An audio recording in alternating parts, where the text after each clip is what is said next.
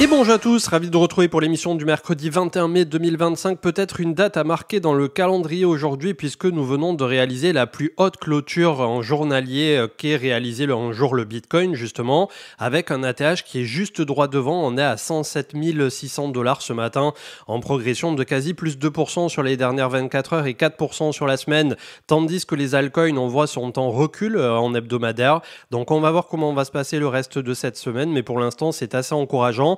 On est plus ou moins à l'équilibre pour l'intégralité du marché. Il y a Official Trump qui remonte au niveau du même coin, mais sinon on voit que du côté des alts, c'est pas encore la fameuse alt season avec un Bitcoin qui est encore et toujours beaucoup trop fort et le top 50 qui se clôture toujours entre 1,7 et 1,8 milliards de capitalisation. Va-t-on vers un breakout en 4 heures avec les fameux 109 000 $ en guise d'ATH, quasi 110 000 d'ailleurs selon les échangeurs. En tout cas, on en est vraiment plus très loin et attention à très court terme, on a les open interest qui sont en train d'accompagner le mouvement. Ça veut dire que beaucoup de positions se sont mises à levier et qu'on pourrait avoir donc un peu de la volatilité et le yo-yo si jamais ça ne passait pas immédiatement justement cette zone de 109-110. Donc là, on arrive quasiment à tous les bitcoins qui sont en profit et il va falloir avancer un pas devant l'autre ou bien avoir immédiatement cette zone des 110 000 qui sera pulvérisée par une énorme bougie et qui continuera d'alimenter le mouvement avec peut-être un peu plus d'euphorie et par la suite, on l'espère, autour de l'automne du côté des altcoins.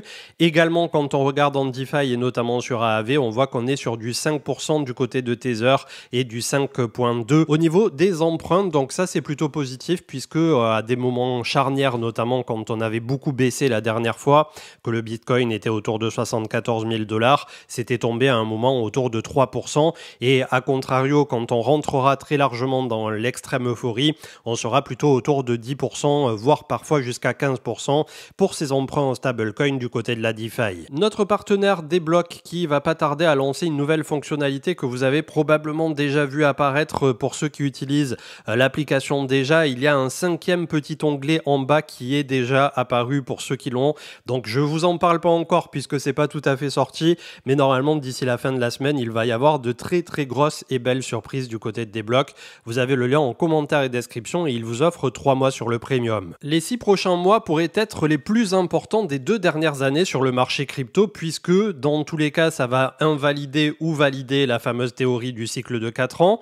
Normalement d'ici à 2026 on est censé rentrer en bear market et deuxièmement on va voir si on aura l'alt season en toute fin du cycle comme ça a tendance à le faire très souvent. Donc c'est sûr que si Bitcoin continue de monter, qu'on se chope un BTC d'ici la fin d'année à 120, 130, 150 ou plus pour les plus optimistes, ne commencez pas à me parler de Bitcoin 500K ou de Bitcoin 1 million comme on le voit immédiatement dès lors qu'on prend 2-3%, ça n'a aucun sens. Mais en tout cas, on pourra avoir un peu plus d'euphorie sur fond de détente monétaire avec la Fed qui viendrait baisser les taux entre-temps, etc. dans le second semestre 2025. C'est sûr qu'on serait un peu mieux aligné peut-être pour avoir quelque chose du côté des alts, si ce n'est que à ce jour, on a toujours la Bitcoin dominance qui est beaucoup trop haute et qui nous donne une histoire un peu contraire, en tout cas pour le moment.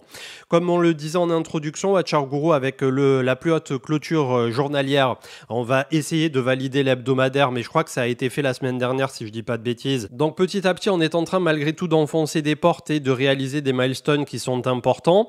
Income Charts qui parlait d'une personne qui a fait des gros gains en 2021, qui de nouveau était beaucoup monté là sur ce cycle et qui malheureusement est en train de tout perdre à nouveau. C'est exactement l'histoire que je vous avais racontée il n'y a pas si longtemps d'un très bon ami proche autour de l'équipe de CM qui est là depuis les tout débuts d'ailleurs et qui pareil est monté très haut, redescendu très bas, remonté très haut et est redescendu très bas et par la suite ça a eu un impact colossal sur sa vie et sur son côté psychologique. Donc vraiment c'est bien beau tout le temps de mettre en avant sur les réseaux sociaux la richesse, l'argent, etc. Mais il y a toujours un coût derrière, un coût soit de santé, un coût familial, un coût que il y a des personnes qui changent du tout au tout et qui deviennent complètement tarés dès qu'ils ont un peu d'argent entre les mains. Donc vraiment, ayez toujours ce truc en tête de vous dire que c'est pas la finalité absolue. Certes, on est sur les marchés financiers pour essayer d'améliorer un tout petit peu notre quotidien, mais il y a des gens qui sont tellement matrixés, je pense que c'est le bon mot, d'essayer à tout prix de gagner tout ce qu'ils peuvent, qu'à la fin, ça se transforme en une quête qui devient un peu maléfique quelque part. Et pour bon nombre, la facture, à la fin, l'addition, elle peut être parfois salée. déroulé. Les inflows qui continuent d'arriver, 330 millions hier du côté des ETF Bitcoin et à peine 65 du côté de Ether, mais c'est pas si dégueu. Axel Kibar qui nous disait que voilà, le chart de BTC est toujours très très clean et qu'on pourrait aller rejoindre une target théorique autour de 137 000 $ pour un Bitcoin. Elon Musk aurait confirmé que Tesla pourrait livrer les premiers robotaxis autonomes d'ici juin. D'ailleurs, j'en profite pour répondre à un commentaire. Je ne sais pas si tu verras la vidéo du jour. Dans la dernière vidéo, il y avait une personne qui disait que c'était intolérable qu'on puisse parler de Tesla ou de Elon Musk sur la chaîne. La chaîne se voulant totalement apolitique, comme te l'a répondu d'autres personnes dans les commentaires. On continuera d'en parler, mais juste parce que voilà, c'est une société qui a une certaine réussite et que c'est dans l'air du temps, c'est à la croisée des chemins de l'intelligence artificielle, de la robotique. Derrière, il y a SpaceX avec l'espace, etc. Ça fait beaucoup trop de choses pour ne pas en parler et juste l'ignorer à ce jour. Et je peux comprendre aussi ce que tu as voulu dire, mais voilà, ça n'a pas vraiment la dimension, on va dire, politique sur la chaîne. C'est pas quelque chose qui est dans notre scope quelque part. Toujours est-il, CryptoGoku qui nous faisait le top 85 des entreprises qui hold le plus de Bitcoin, avec Strategy qui en détient 576 230. Au total, il y en a 800 000 qui sont détenus quand même par les entreprises.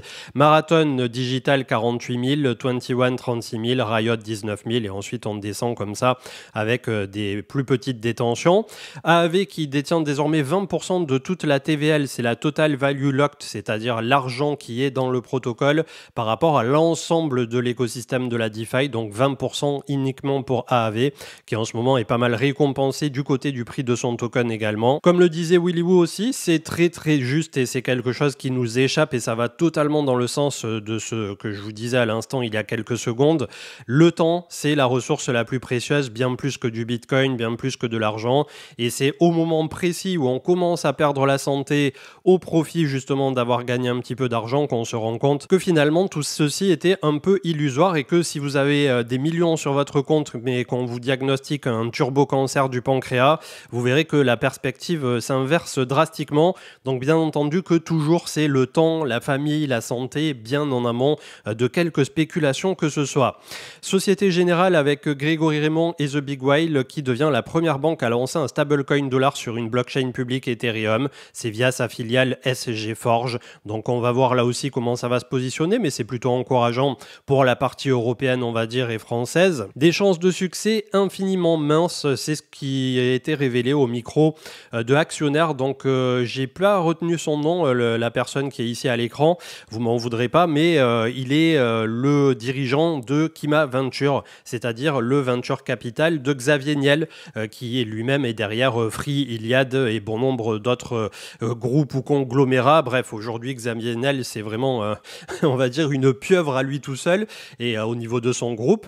Et voilà, il nous parlait donc des investissements en start-up avec 80% de déchets purs et durs à zéro, 1 à 3 tickets qui pouvaient faire un x50 à x100 et quelques-uns qui faisaient de x2 à x6, x7 et dans la crypto, c'est à peu près les mêmes ratios, mais je pense en largement pire où on va pouvoir mettre 90-95% à la poubelle et de temps en temps, on a une pépite vraiment qui sort du lot. C'est pour ça que chercher une pépite en crypto, ça reste quand même exactement comme un orpailleur qui errait dans sa petite rivière et qui, une fois dans sa vie, va peut-être trouver une pépite. C'est très très compliqué. On vous posait la question de si on vous donne la possibilité d'investir 10 000 $, mais à la seule condition de les mettre uniquement sur Bitcoin, Ether et une troisième ligne en crypto de votre choix, quelle serait la répartition en pourcentage parfaite d'un wallet à seulement 3 lignes? Vous avez été pas mal à répondre, 122 commentaires, et c'était plutôt équilibré pour le coup. Du Bitcoin, de l'Ether, du Hype, du Solana. Voilà, c'était en général assez simple, assez clean pour pas mal de personnes. Après, il y a des gens qui vont essayer de jouer un 50-50 plutôt et qui verraient même pas une troisième ligne. Et la petite question subsidiaire, c'était est-ce qu'on rajoute une quatrième ligne au niveau du matelas de sécurité en stablecoin pour quand le marché se pète la gueule, ou bien on l'inclut directement en guise de troisième ligne? Et ça, vous n'avez pas été beaucoup à répondre justement du stablecoin en guise de troisième ligne. Dave The Wave qui nous disait qu'on pourrait faire, si on bute sur les 109-110, une épaule tête-épaule inversée avec un retour pourquoi pas autour de la zone élargie des 90K. C'est, si je dis pas de bêtises, ce qu'on avait vu en fin d'émission la dernière fois, cette fameuse zone des 92-94 de souvenirs, au mieux 98, mais si on repasse sous les 100 000, je pense qu'on visitera un peu plus bas. En tout cas, pour l'instant, on va croiser les doigts pour que ça perce. Mais bon, voilà, on est sur une situation quand même où immédiatement, tous les bitcoins sont en profit, tout le monde est en levier de nouveau. Qu'est-ce qui pourrait mal se passer, j'ai envie de dire. ETH BTC qui pour la première fois est en train de flipper sur la super trend de Income Sharks. Donc peut-être que le ratio est enfin en train de se retourner depuis fin 2024. Willy Woo qui met en avant que le Bitcoin a reçu à peu près 1000 milliards d'investissements cette année. Donc c'est plutôt important. Et surtout, n'oublions pas que chaque dollar investi sur le marché fait décaler le market cap parfois de beaucoup plus que ça. Donc là, on parle de 1000 milliards, mais potentiellement, ça a fait bouger le marché de plus. Et la bonne nouvelle, c'est qu'on voit qu'au niveau des inflows, notamment des ETF, on a eu quelque chose d'assez constant, hormis les grosses corrections, bien entendu.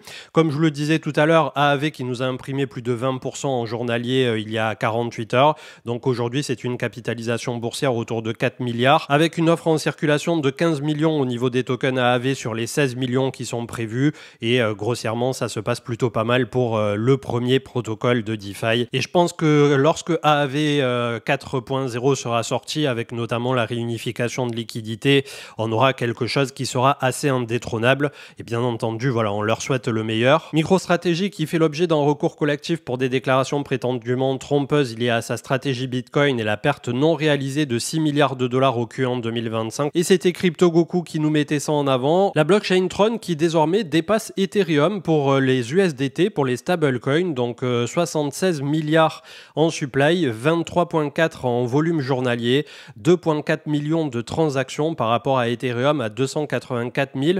Donc c'est énorme ce qui se passe au niveau de l'activité des stablecoins sur Tron. Et c'est pour ça que le TRX aussi, qui est le token de la blockchain Tron, nous a fait un turbo bull run dans la plus grande indifférence au niveau de la crypto francophone. Pourquoi ? Puisque c'est utilisé essentiellement soit sur la partie asiatique en premier lieu, ensuite il y a des pays un peu comme la Turquie ou en Afrique, etc. Éventuellement en Amérique latine, mais j'ai pas la vision là-dessus. Et c'est pour ça que nous en Europe, on en entend beaucoup moins parler, voire pas du tout. Et c'est quelque chose quand même, c'est un gros sujet qui passe complètement à la trappe. C'est assez dingue quand on y pense. On terminera avec deux petites infos. Grégory Raymond est un nouveau géant de la crypto qui arrive en France, puisque c'est Revolut qui a annoncé hier un investissement massif de 1 milliard d'euros pour faire de Paris son nouveau hub européen. 200 recrutements prévus et une demande d'agrément bancaire. Donc voilà, Revolut qui va vraiment s'ouvrir complètement au côté européen de la force, mais surtout à la crypto. Et ça, c'est très cool puisque l'application marche plutôt pas mal pour ceux qui utilisent Revolut depuis quelques années. Et Proton Mail, enfin, avec Goku, qui dévoile une fonctionnalité permettant à ses 100 millions d'utilisateurs d'envoyer directement du Bitcoin de manière transparente en utilisant simplement une adresse email sans se casser la tête. Et donc, vous recevez directement sur votre wallet non custodial puisque Proton bénéficie aujourd'hui de Proton Wallet. 3330 milliards pour le crypto total. On voit que petit à petit, on est malgré tout en train de ralentir au terme de quasiment un mois et demi, quasi 2 mois à cette fin de mois de mai. Voilà, ça fera 2 mois qu'on est dans cette trend haussière. Est-ce qu'on ne reviendrait pas s'appuyer sur les 3000 milliards ou est-ce qu'on fait une bougie impulsive pour aller rallier les 3740 que constitue l'ATH actuel? C'est là toute la question. En tout cas, du côté des altcoins, on est toujours bloqué.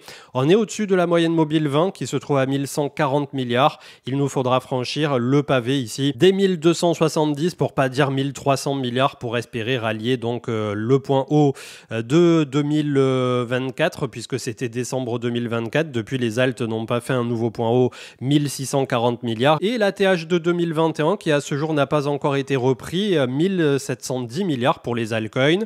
La Bitcoin dominance toujours à 64%. Bitcoin n'a pas dit son dernier mot. Voilà, peut-être qu'à l'automne, on aura enfin quelque chose pour les alts, mais en tout cas, c'est toujours pas là. Et le Bitcoin himself qui est vraiment à de 3000 dollars, on va dire plutôt 2000 d'ailleurs, de son ATH. Est-ce qu'on va être repoussé fortement ici? Est-ce que ça va déclencher des cascades de liquidation, notamment sur les leviers qui sont en train de se positionner un peu trop fort, un peu trop près du soleil? En tout cas, on est désormais sur 1, 2, 3, 4, 5, 6, 7 semaines de hausse consécutive au niveau du Bitcoin. Ça n'est pas sans rappeler le mouvement primaire qu'on avait eu ici, notamment en octobre 2023 et peut-être un peu ce qui s'était passé aussi entre octobre 2024 à novembre 2024. Donc chaque poussée à chaque fois comme ça se consolide pendant un certain temps. Là, on n'a pas fait un nouveau point haut, mais attention quand même, on a déjà un RSI à 67. On peut tout à fait, dans une euphorie ou dans un mouvement d'engouement généralisé, aller péter beaucoup plus haut, bien entendu. Mais sur le court terme, comme je vous le dis depuis quelques jours, voire une quinzaine de jours peut-être,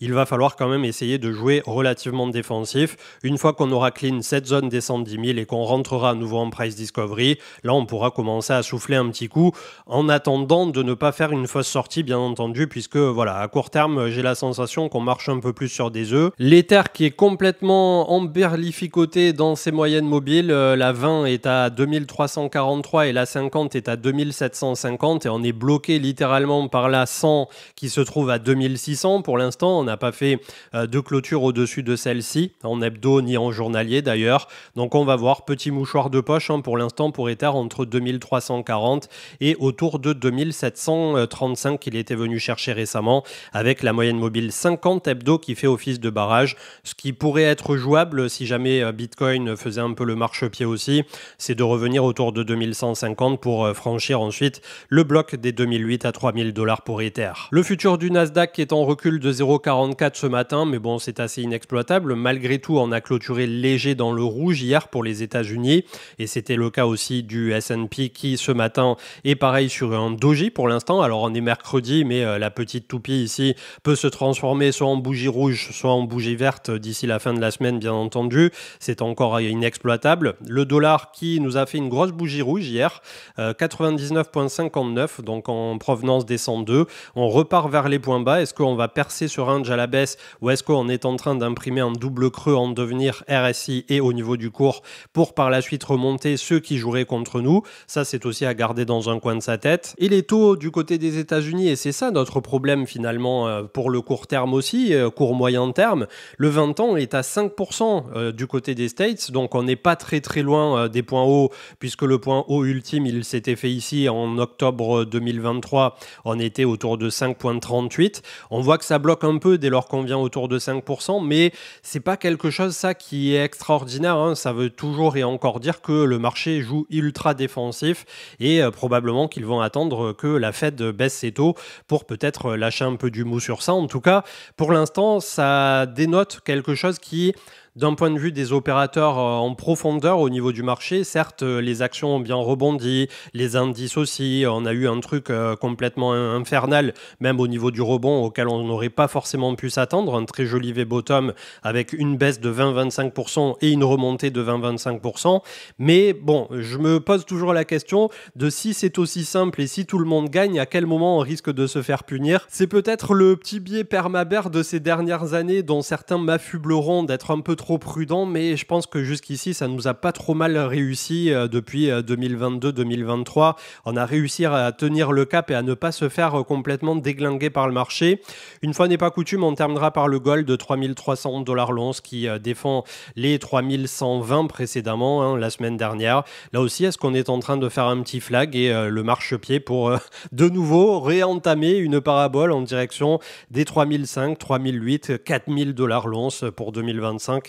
En tout cas, ça n'a pas l'air immédiatement de vouloir lâcher et c'est pour ça que quand on regarde dans la totalité l'ensemble des marchés, on a un peu des signaux contrariens. D'un côté, le gold continue encore et toujours d'être recherché. On a des conflits qui n'ont pas l'air de vouloir complètement s'apaiser et on se demande quel sera le monde de demain. Et à ce jeu-là, je pense que c'est la question à laquelle devrait se soumettre n'importe quel spéculateur, de se dire quand je mets X choses dans mon portefeuille, au-delà du fait de combien je mets et pour combien ça pourra me rapporter demain, d'essayer finalement d'avoir un peu cette vision fondamentale de ce que pourrait être le monde de demain. Je vous souhaite une très bonne journée et on se retrouve ce week-end. On passera un peu plus de temps du côté de l'analyse des altcoins pour voir un peu ceux qui tirent réellement leur épingle du jeu, peut-être du côté des actions FR et américaines aussi. Bref, l'émission du week-end est un peu plus chill et on essaie de prendre un peu plus le temps, notamment sur l'analyse technique. Je vous souhaite une très bonne journée et à ce week-end. Ciao, ciao.